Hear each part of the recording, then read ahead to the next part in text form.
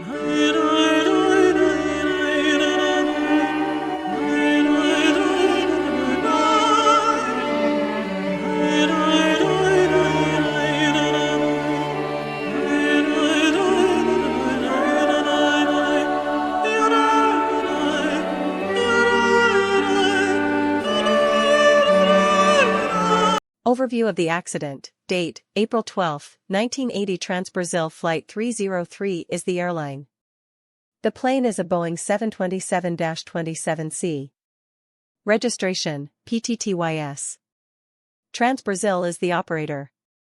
Brazil's Florianópolis Hercules Luz International Airport is reached via the So Paulo, Congonhas Airport route.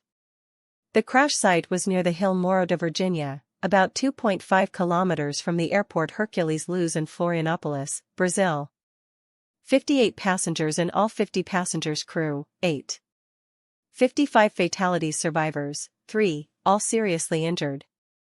At night, Transbrasil Flight 303 was making its way toward the Florianópolis Hercules Luz Airport in heavy rain and thunderstorms, with very little visibility and the weather getting worse. The flight crew deviated from the instrument landing procedure and descended below the minimum safe altitude as the aircraft began its approach to runway 14. A controlled flight into terrain, CFIT, occurred when the aircraft crashed into trees and other terrain on the Morro da Virginia hill, approximately 2.5 kilometers short of the runway. Nearly everyone aboard died when the plane fell apart and caught fire. Poor weather conditions. Heavy rain, thunderstorm activity, and low cloud ceiling. Visibility was below safe minimums for the approach. Pilot error. The crew deviated from published instrument approach procedures. Below the safe approach altitude, they descended. Inadequate crew coordination.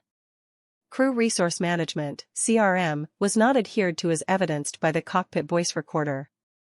Co-pilot and flight engineer failed to correct or challenge the captain's decisions.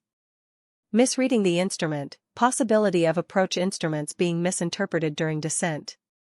Role of air traffic control, ATC cleared the flight for the approach but did not monitor descent profile adequately. The controller warned the crew about their low altitude only seconds before the crash. The impact ruptured fuel tanks, and a fire broke out immediately after the crash. The fire further contributed to the high fatality count, with many passengers unable to escape the burning wreckage. Transbrasil received a lot of criticism for its poor pilot training. Brazil's calls for stricter instrument approach adherence and CRM training resulted from the crash. It was one of the worst aviation disasters in Brazilian history at the time. The aircraft had broken up into multiple pieces, with the tail section remaining relatively intact but the forward fuselage and wings severely burned and damaged.